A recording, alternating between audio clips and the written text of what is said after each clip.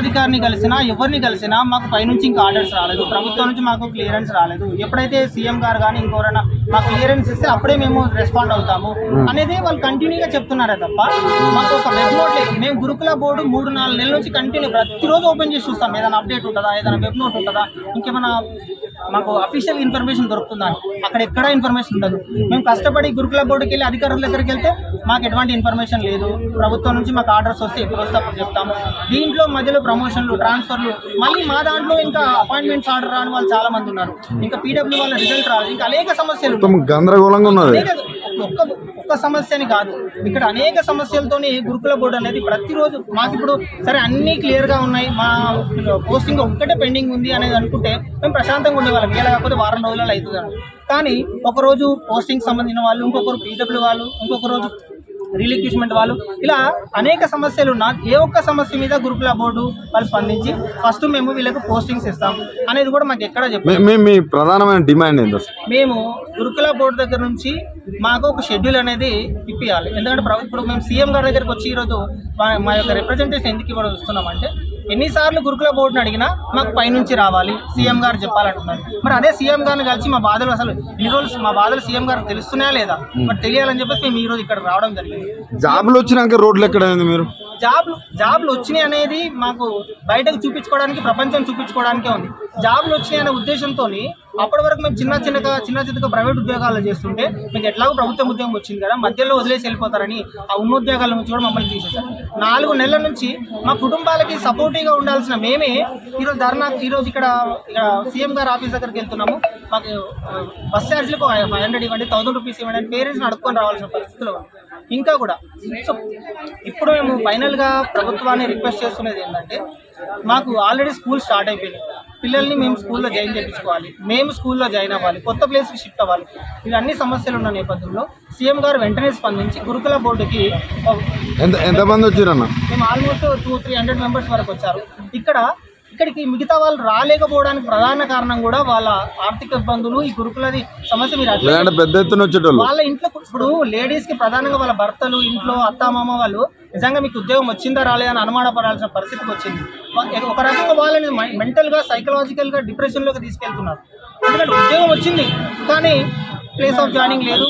తక్షణమే మాకు కార్యాచరణ ప్రకటించాలి. అంటే మాకు గవర్నమెంట్ నుంచి ఈ యొక్క నియామకాలు అనేది తొందరగా మాకు వాటిని నింపడానికి కోసానికి వెబ్ ఆప్షన్స్ పెట్టడం కానీ, తక్షణమే వీటిని మాతో భర్తీ చేయడం కానీ చేయాలి. ఓన్లీ వాళ్ళు ఎలక్షన్స్ కోసానికి ఆ నియామక పత్రాలు ఇచ్చేసి స్టేజ్ల మీద ఫోటోలు దిగి ఓట్లు వేసుకొని పోయి కుర్చీల మీద కూర్చొని కాదు. మాకు తక్షణమే ఎవరైతే 9,000 మంది ఉద్యోగస్తులు ఎవరైతే సెలెక్ట్ అయ్యారో వాళ్ళందరికీ తొందరగా విధుల్లోకి తీసుకోవాలి. మాకు నోటిఫికేషన్లో వేయలేదు కదా సార్, మాకు ఏమైనా ట్రాన్స్ఫర్స్, ఇంటర్నల్ ట్రాన్స్ఫర్స్ పెట్టుకుంటాం లేకపోతే ఇంకేదో చేసుకుంటామని మాకు అవన్నీ నోటిఫికేషన్లో మెన్షన్ చేయలేదు. మాకు వాటితో సంబంధం లేదు.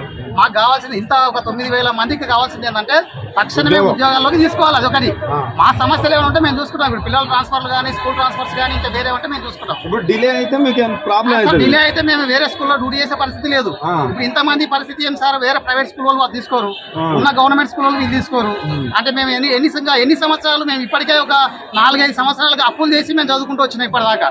ఇందులో అంటే జెంట్స్ కావచ్చు, లేడీస్ కావచ్చు, వాళ్ళు ఎన్నో సమస్యలు ఇబ్బంది పడుకుంటూ కూడా వాళ్ళ పిల్లలను పోషించుకుంటూ కూడా, ముఖ్యంగా మహిళలు వాళ్ళు ఎన్నో ఇంటి దగ్గర సమస్యలు ఫేస్ చేసుకుంటూ కూడా వాళ్ళు చదువుకొని ఇక్కడ వరకు జాబ్ కొట్టారంటే గ్రేట్. వాళ్ళకి మీరు ప్రభుత్వం మీరు ఓట్లు వేయించుకొని ఓట్ల కోసం స్టంట్లు చేసి మహిళలు వేసిరు, మగవాళ్ళు వేసిరు, అందరు వేసిరు.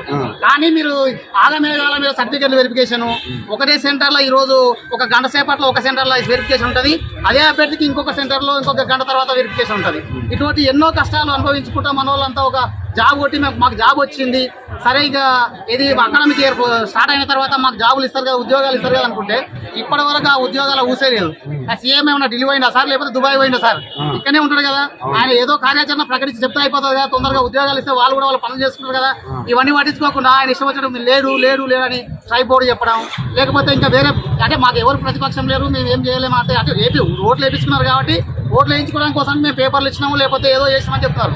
అది కాదు సార్, మాకు కావాల్సింది మాకు తక్షణమే ఉద్యోగాలకు తీసుకోవాలి, విధుల్లో తీసుకోవాలి.